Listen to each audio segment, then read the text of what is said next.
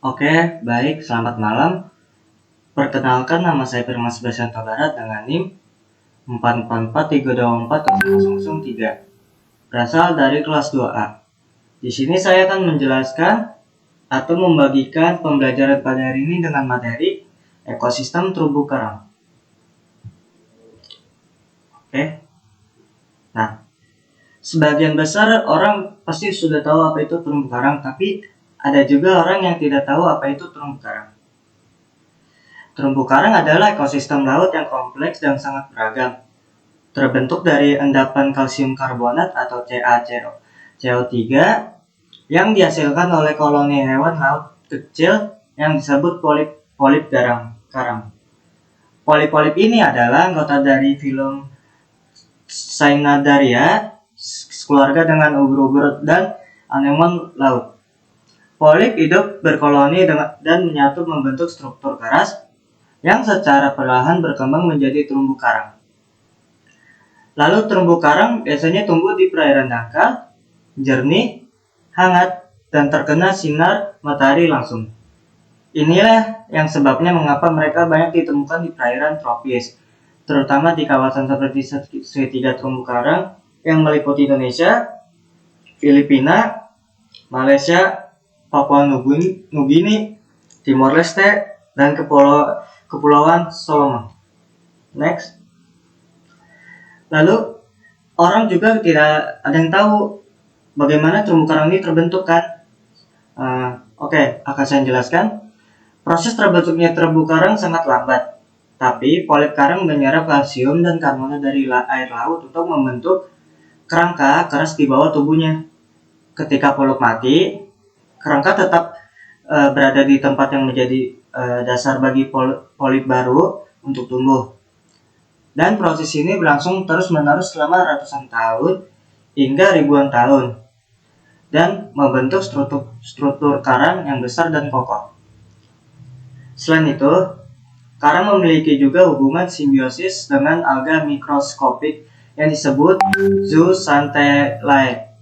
Alga ini hidup di dalam jaringan polip dan membantu proses fotosintesis yang memberikan energi bagi karang dan memberi warna-warni cerah pada terumbu karang. Sebagai imbalannya, alga ini mendapatkan tempat tinggal dan nutrisi dari polip. Nah, di sini saya akan menjelaskan jenis-jenis terumbu karang. Saya akan mengambil jenis 3 terumbu karang, yaitu ada terumbu tepi, ada terumbu penghalang, dan ada atol. Terumbu tepi ini terletak dekat pantai, biasanya langsung menempel di daratan. Lalu terumbu jenis ini adalah yang paling umum ditemukan. Yang kedua, terumbu penghalang atau barrier reef. Yang terumbu tepi itu fringing reef bahasa Inggrisnya. Lalu yang kedua, terletak lebih jauh dari pantai yang dipisahkan oleh laguna atau perairan yang lebih dalam. Yang contohnya adalah Great Barrier Reef di Australia. Lalu yang terakhir ada atol.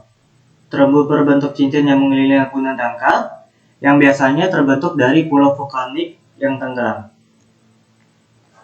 Di sini saya akan menjelaskan 3 jenis terumbu karang tersebut. Yang pertama ada terumbu tepi atau fringing reef, yaitu adalah jenis terumbu karang yang tumbuh langsung menempel atau sangat dekat dengan garis pantai sebuah pulau atau daratan utama. Terumbu ini merupakan jenis terumbu karang yang paling umum dan paling mudah secara geologis dibanding jenis lainnya seperti terumbu penghalang atau barrier reef ataupun seperti atol. Ciri-ciri terumbu tepi itu ada yang itu dekat dengan garis pantai. Lalu memiliki 3 zona utama, yaitu zona terumbu depan, lalu zona puncak terumbu, dan zona belakang terumbu. Lalu pertumbuhannya memanjang mengikuti garis pantai. Kadang-kadang juga membentuk jalur panjang berbentuk pita. Lalu yang terakhir, terpapar dinamika lingkungan pesisir seperti sedimentasi dari sungai, pencemaran, dan aktivitas manusia. Lalu contoh terumbu tepi di Indonesia tuh ada beberapa ya, yaitu ada Pulau Kue atau berasal dari Aceh, lalu Pantai Bunaken di Sulawesi Utara, lalu Kepulauan Seribu di Jakarta, dan Pantai Lovina dan Amet itu di Bali, dan yang terakhir Pulau Togaen yang berada di Sulawesi Tengah. Lalu kedua ada terumbu penghalang atau barrier reef. Terumbu penghalang adalah jenis terumbu karang yang terletak jauh dari garis pantai dan dipisahkan dari daratan oleh laguna, yaitu perairan dangkal yang cukup lebar. Terumbu ini disebut penghalang karena seolah membentuk penghalang alami antara laut lepas dan pantai. Ciri-cirinya yaitu letaknya jauh dari pantai, lalu strukturnya sangat besar dan panjang karena bisa memanjang ratusan kilometer dan menutupi area yang sangat luas. Lalu memiliki 3 zona juga, ada di laguna, lalu puncak terhubung, dan terumbu depan. Lalu yang terakhir ciri-cirinya yaitu lebih tua secara geologis dibanding terumbu tepi. Terumbu penghalang ini ternyata mencakup di dunia juga, yaitu yang contoh terumbu penghalang di dunia itu ada Great Barrier Reef, itu ada di Australia, Belize Barrier Reef ada di Karibia, dan New Caledonia Barrier Reef ada di Pasifik. Lalu bukan di dunia juga, yang ada di negara kita sendiri juga ada, yaitu di Indonesia, yaitu terletak di Kepulauan Togaen di Sulawesi Tengah, lalu di Wakatori Sulawesi Tenggara, dan di Teluk Cendrawasih di Papua. Lalu terakhir jenis atol. Atol ini adalah struktur terumbu karang yang berbentuk cincin atau melingkar yang mengelilingi laguna dangkal di tengahnya. Berbeda dengan terumbu tepi atau penghalang, atol ini tidak memiliki daratan utama di tengahnya, yang hanya perairan tenang yang disebut laguna. Ciri-cirinya atol ini ada gaya seperti berbentuk cincin atau oval yang mengelilingi laguna. Tidak memiliki pulau daratan di tengah, hanya air. Lalu terbentuk di tengah lautan, jauh dari pantai utama. Biasanya daratan yang sangat rendah, beberapa hanya muncul saat air surut. Dan yang terakhir, terdiri dari karang hidup di bagian luar dan karang mati atau pasir di dalam laguna. Atol ini juga memasuki di daerah mencakup di dunia sama di negara kita juga di Indonesia. Yang di dunia itu ada di Maladena atau di Maldives, lalu ada di atol Bikini di Marshall Island, lalu atol Kwajalein di Samudra Pasifik, dan atol Aldabra di Seychelles. Lalu yang di Indonesia ini ada di Sulawesi Selatan, ada di Kepulauan Togaen, dan di Raja Ampat. Lalu yang terakhir ada di Taman Nasional Takabonerate. Terumbu karang ini sangat sensitif ya, karena bisa jadi ada ancamannya tersendiri, yaitu perubahan iklim dan pemanasan global.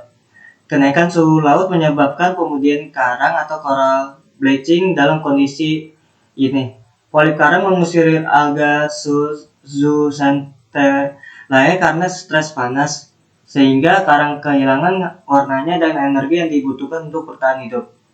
Lalu yang kedua, pencemaran laut, yaitu ada limbah industri, plastik, dan pupuk pertanian dapat mencemari laut dan mengganggu keseimbangan nutrisi di ekosistem karang.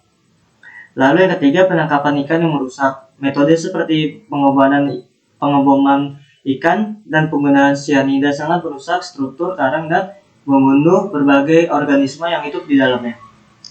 Dan ancaman terakhir yaitu pembangunan pesisir. Pembangunan pelabuhan, hotel, dan reklamasi pantai dapat merusak habitat terumbu karang secara permanen. Kalau ancaman itu ada negatifnya, berarti kita terumbu karang juga ada positifnya, yaitu pelestarian. Pelestariannya terumbu karang tuh yang pertama mendirikan kawasan konservasi laut. Yang kedua menerapkan sustainable fishing atau penangkapan ikan berkelanjutan. Yang ketiga edukasi dan peningkatan kesadaran masyarakat. Lalu yang keempat mengurangi emisi karbon global. Yang kelima menjaga kebersihan laut dan pantai. Dan yang terakhir restorasi karang dengan teknik transplantasi karang.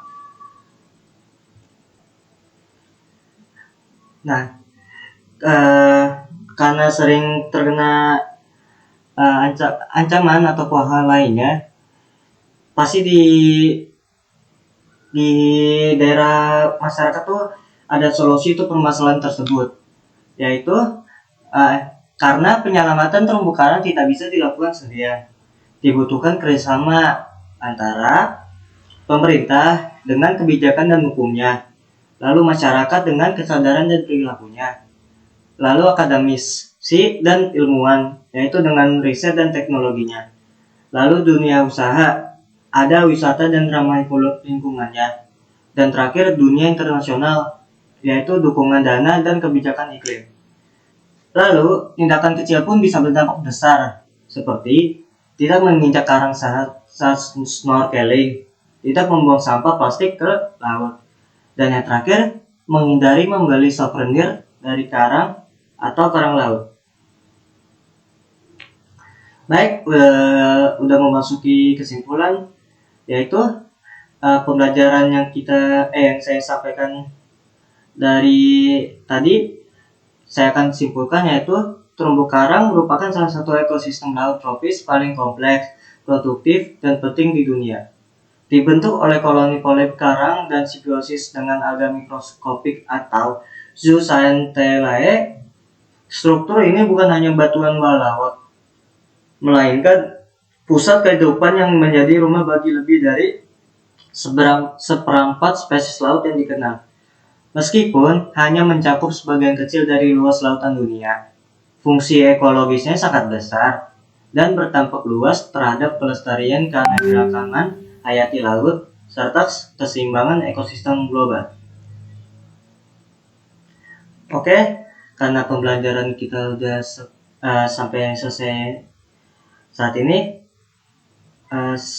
setidaknya yang bisa saya sampaikan dengan pembelajaran materi hari ini bisa tersampaikan dengan kalian semua dan bisa